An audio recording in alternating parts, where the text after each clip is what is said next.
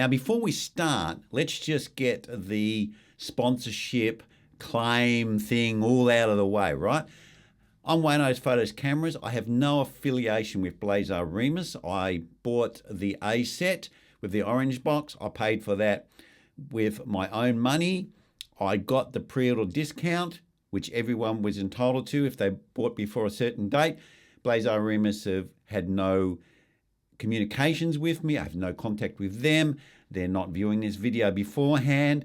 Basically, what I'm telling you is my complete opinion, and I've done a number of tests on this channel and the results I've got from that data that I've done from the test. So my informed opinion that I'm giving to you on this channel has no affiliation or is not influenced in any way by Blazar Remus. So let's get into it, why I recommend the Blazar Remus 1.5 anamorphic lenses over pretty much all of the others, and why I jumped in and bought them so quickly. Now, the first thing we need to discuss is focus. Now, there's a lot of people who have been saying that the problem with the Blazar Remus lenses is they're soft. Now, I do challenge that, and the reason why I challenge that is I think that the softness, or what they're seeing, is coming from probably a misuse of the lens, or using the lenses in a way where they look soft. Now, the first thing I would like to say is most lenses that you buy, you don't shoot them wide open. You may for photography, but generally for film, you don't shoot them wide open because you have too much pulsing with the focus, or you're trying to pull a very thin plane of focus, which is the same with these. And these are actually really bad for that. The plane of focus is quite small. So if you're shooting them wide open, you really have to bang on the focus. It's actually pretty hard to get them in focus when they're wide open. I've tried, and I've done some talking heads just like this and had it wide open. At the moment, I'll just tell you what I'm shooting in. I have it set at T3.2. I'm shooting at 50 frames per second at 1080p. Now, I'm not shooting at any high resolution, and I'm not doing any tricks. The only thing I'm doing is shooting at a higher frame rate, which reduces the motion blur and gives the impression that the lenses are sharper. But what I found is the anamorphic lenses, when you shoot at 24 frames per second, because of the motion blur, they tend to appear softer than they really are. Now, you can shoot in 24 frames per second. People say it's more cinematic. I don't like it. I personally don't like 24 frames per second. I like the higher frame rates, especially for social media. If you're doing some sort of documentary or something like that, then maybe it's a different story. But for social media, I find that the rendering in the apps is better, especially on YouTube, because you're getting more frames in there. So when it gets compressed, the motion blur is less, it looks sharper, and it tends to just render better. I prefer it. Anyway, whatever frame rate you shoot in is completely your choice, and it's an artistic decision that you make. I shoot in 50, 30, you can shoot in 30, you can shoot in 60, you can shoot in whatever you like, 48, doesn't matter. I don't believe this whole 24 frames per second thing is something that, like, you got to do it because it's cinematic, okay? Do whatever you want to do. It's an artistic decision. Moving on from that, the reason why I'm telling you the whole story is because it's being shot in 50 frames per second and they look absolutely sharp. There's no one's going to watch this video, right, unless they're a videographer and go, oh man, look at that picture looks soft. I mean, let's face it, we're so used to seeing stuff that is reposted on social media, and that is bad quality. No one's going to say that this looks out of focus or soft or whatever. People are just going to go, yeah, it looks fine to me. That is what the layperson is going to say. They're not going to know any difference whatsoever. So the whole thing to me with the Blazar Remus soft and all that is a little bit of a myth. Okay, when they're wide open, they are softer, and the 100mm at T2.8 is starting to get a little bit too soft, right? You really need to stop it down to T4. So the 100mm, they've got some argument, right? At T2.8, that lens is soft. And it's not so much soft, it gets a lot of halation. So it gets a lot of blooming around the objects, or if you're looking at print, it has that whiteness or that blooming, that halation there.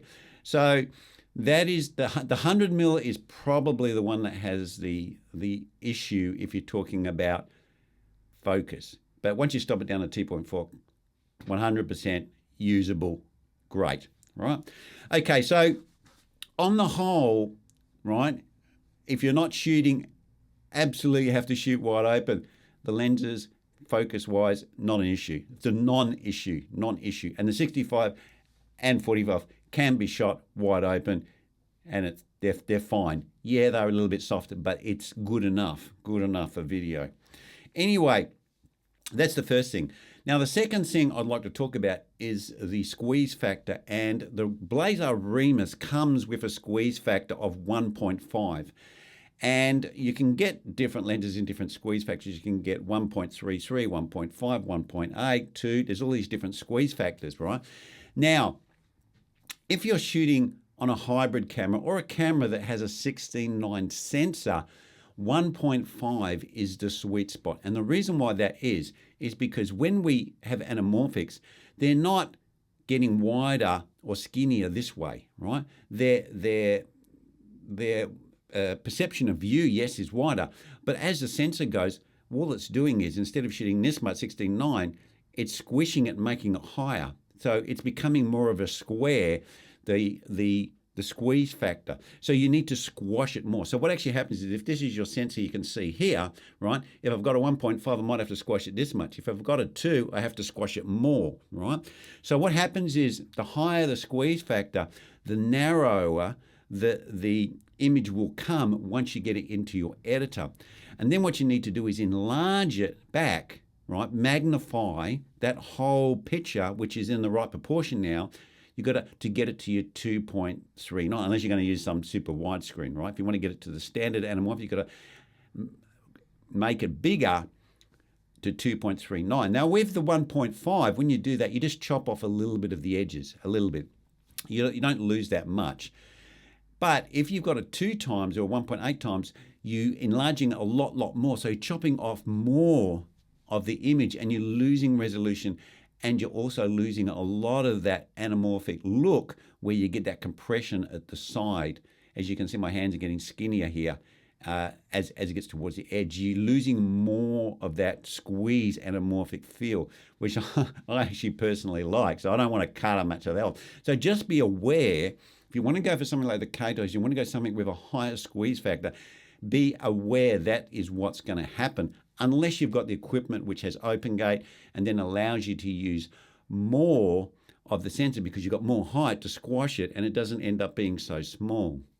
So that's something to be aware of. But the Blazar Remus are that sweet spot for 69. So that's a second reason, or the second reason why we like the Blazar Remus, right? Now, the third reason is, to me, yes, they're not as nice as some of the more expensive anamorphics. Now, my favorites are the PAVOs. I've watched a lot of videos on anamorphics before I bought these. And the PAVOs, to me, have the nicest look that I like, right? Because this is all about preference. Anamorphic lenses are about preference. They're not about what's the best, right? You might like one over the other. It's about preference and how you want to shoot, the character you want, the look you want. So if they were all the same price, I'd buy the PAVOs, 100%. But they're not the same price, and that's what you need to be aware of. I've bought 3 lenses, and I still haven't paid as much as I would pay for one PAVO, and I've got money still in my pocket. And price does matter, right? So at this price point, if you want that kind of barrel distortion look, nothing comes close. So these things are stand out, really good for the price. And the other thing, that's the third thing, price versus character, I think it's the best on the market. So if you're putting those into your weight, coming out with a formula, right? Price times character, Blazar Remus comes out the best, right? Now, that's the third thing. Now, the fourth thing is weight. These things are super, super light. I've got lenses that are heavier than these. And if you want to buy like a dinky die camera like the Panasonic Lumix S9, which I actually had for a short time, but I returned it, but that's a whole nother video which is coming in the future. You can get the 45mm and the S9, Lumix S9, 1.3 kilos, just over 1.3 kilos, and that's with your variable filter on the front. Good to go, good to film. What other package can you get that's anamorphic, right, and is down at those weights? I mean, I think maybe there's a couple of brands where they may be slightly lighter, but that is super light for anamorphic lenses. So that's the other thing. The weight is great because you run and gun, you can chuck in your backpack, you can take these lenses anywhere, you can take them when you're traveling, you can take them whatever, and you can use them 100% doable with these sorts of lenses, right? You don't need anything to support them, whatever. Just whack them on, good to go. So that's the fourth reason why I recommend these lenses. Okay, so that's all the pros that I've got. Now, the only cons that I would have, the only things that I probably would not like about these lenses is some of the lenses in certain situations give these like vertical flares. You get a bit of artifacts in them. And I haven't tested any other lenses, so that actually may happen with them as well. I don't know. But they do have some artifacts in certain lights, which I'm not so keen on. So get some vertical flares and so forth. But that may be just the nature of making anamorphic lenses. Maybe they all do that. I don't know. But apart from that, I have no complaints about these lenses at all. I just love them. They're solid. I mean, mine are all starting to get scuffed up because I just chuck them in my backpack and I just use them. I love the look of them, and they are sharp. I've got no problem with the sharp. The only thing is the 100mm. If you've got low light, 100mm can be an issue if you're shooting in low light. If it's not, 100mm is fine as well because you can stop it down to T4. So that's it, guys. I don't really know what all of this negativity is about these lenses. I really have no clue. I think that they're a win-win scenario. You get a beautiful look, and you can tell by now that I am now on an anamorphic lens. I'm shooting an anamorphic lens, and I've got a light here, and I've got some things in the background, just like how I'd use like a spherical lens. But my image has some character to it, has some different feel to it. Why wouldn't I want to use this lens? Why would I put on a spherical lens? That's what I bought these lenses for. And as I said, I've got more expensive lenses than these. So I just love the look of them. Win-win, 100%, guys. Now what I'm going to do is I'm going to show you some shots that I did to show you the focus. You can compare for yourself. And I'm going to do the 45mm will be at wide open T2, and then I'm going to stop it down to T3.2, which it's on now, which I'm filming with, and then I'm going to do the 65 the same, and then I'm going to do the 100mm wide open, and then I'm going to do it at T4. So you can see the difference. All you need to do is stop them down a little bit, and they sharpen up dramatically. And the 65 and the 45 fully usable at wide open. Yeah, they're a tiny bit soft if you want to read digits and numbers on screens. But as far as faces and people go, 100% usable. The only one that may be a question mark, boom, is the 100. Now, as I will also add, is I've shot the 65mm. I think I had it at T2.8, and I made like a little clip.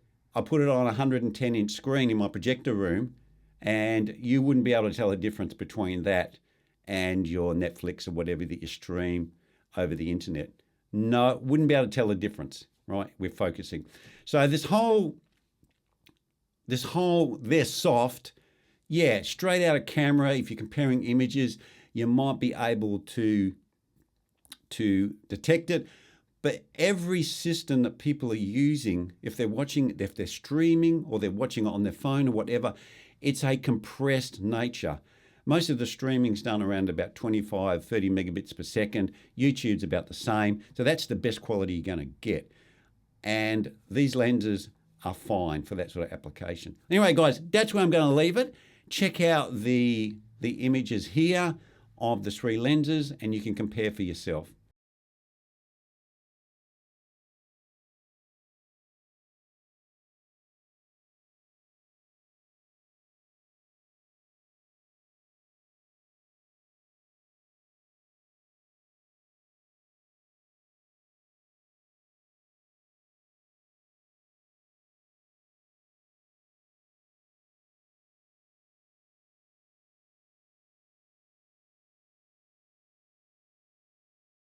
That's where I'll leave it, guys. Catch you next vid.